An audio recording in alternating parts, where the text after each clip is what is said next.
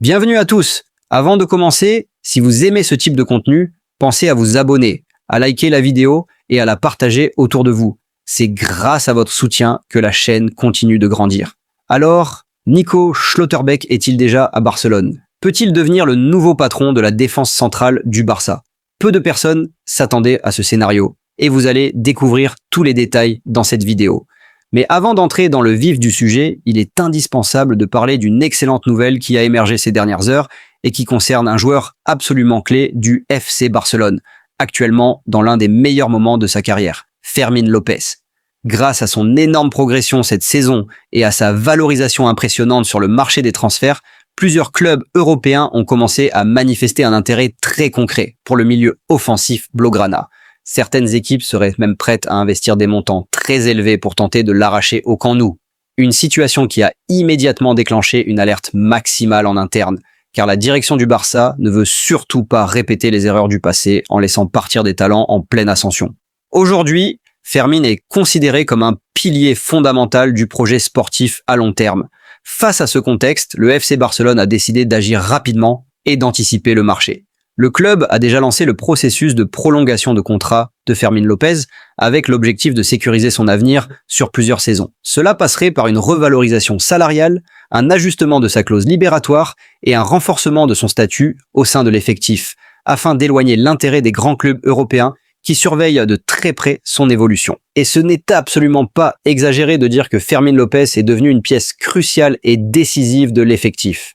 À ce stade de la saison, il affiche déjà 20 contributions directes au but, avec 10 réalisations et 10 passes décisives. Des statistiques impressionnantes pour un joueur qui, sur le papier, n'est pas toujours titulaire et débute souvent les rencontres sur le banc, mais qui change immédiatement le visage de l'équipe lorsqu'il entre en jeu. Son impact est évident, il accélère le rythme, dynamise les transitions, apporte des solutions créatives dans le dernier tiers et se montre décisif dans les moments clés. Des qualités qui ont parfois manqué au Barça ces dernières années.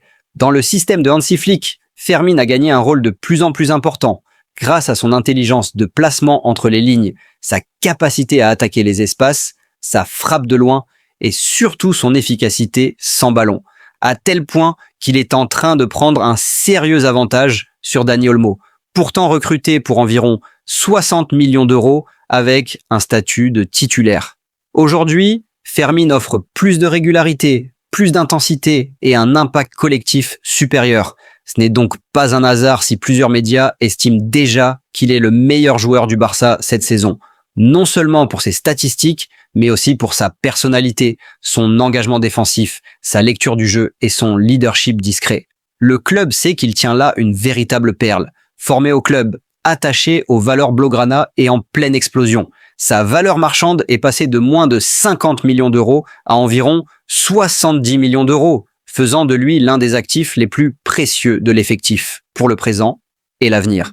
Dites-moi en commentaire, êtes-vous d'accord pour dire que Fermín López est actuellement le meilleur joueur du Barça cette saison? Le club fait-il le bon choix en le prolongeant dès maintenant? Passons maintenant au dossier défensif. Le FC Barcelone est plus convaincu que jamais qu'il doit renforcer sa défense centrale.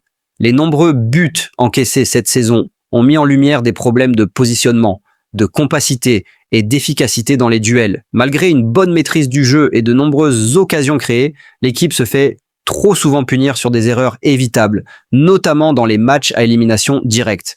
Dans ce contexte, renforcer l'axe défensif est devenu une priorité stratégique et un nom ressort plus que tous les autres. Nico Schlotterbeck. Le défenseur allemand du Borussia Dortmund est l'un des profils les plus appréciés en interne pour sa régularité, son niveau européen et sa compatibilité avec le style de jeu du Barça. Ces dernières heures, Schlotterbeck a été aperçu à Barcelone, ce qui a immédiatement enflammé les réseaux sociaux. Selon la presse espagnole, sa présence serait liée à une réunion avec Deco et le président Joan Laporta, laissant penser que les discussions pourraient être plus avancées qu'on ne le croit. Cependant, le principal obstacle reste financier.